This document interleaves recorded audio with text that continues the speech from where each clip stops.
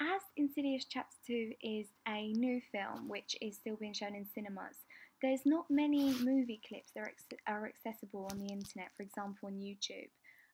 Therefore, I've chosen two shots that I found really effective during the film. This shot shows grandmother Lorraine looking in the mirror in her bathroom late at night. She hears things outside, and as she looks in the mirror, she sees a ghost walk past into another room of her house.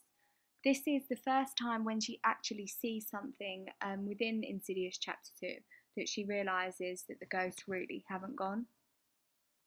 I think the use of the mirror is really effective because I think it's a primal fear actually that sometimes at night people are scared to look in mirrors.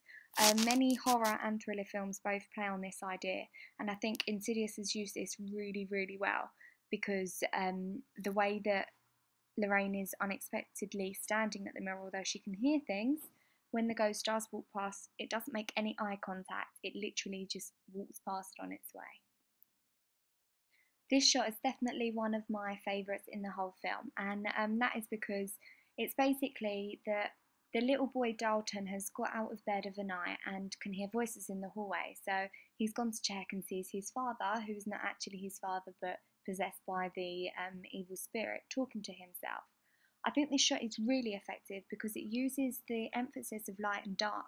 As you can see, the lamp next to Dalton is looking down on his face.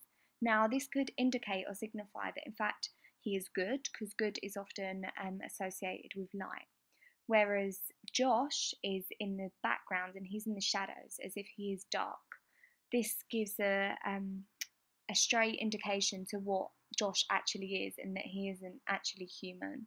He's being possessed by a spirit. Although there's not a lot online about Insidious in terms of clips and pictures, as I went to watch it in the cinema, I have my own experiences to talk about.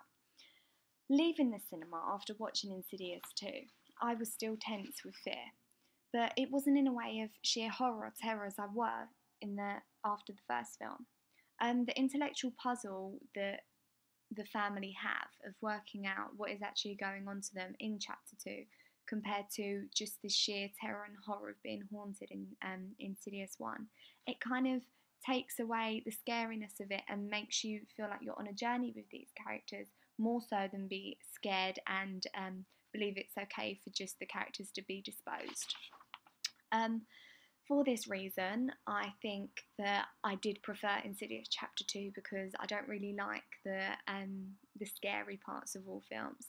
I did really enjoy the intellectual puzzle. I believe it has more of one in Chapter 2 than it does in Insidious 1. However, it's understandable that some people may disagree because they may have gone to see Insidious Chapter 2 for the jumpy fear that they had in Insidious. I think the review on RottenTomatoes.com is evidence for this. Only 38% of top critics agreed that it was a 4.1 out of 10 rating, which was much lower than the first rating of Insidious. I also asked a friend via my social networking site of Facebook what they thought of the film, as I know they had gone to see it.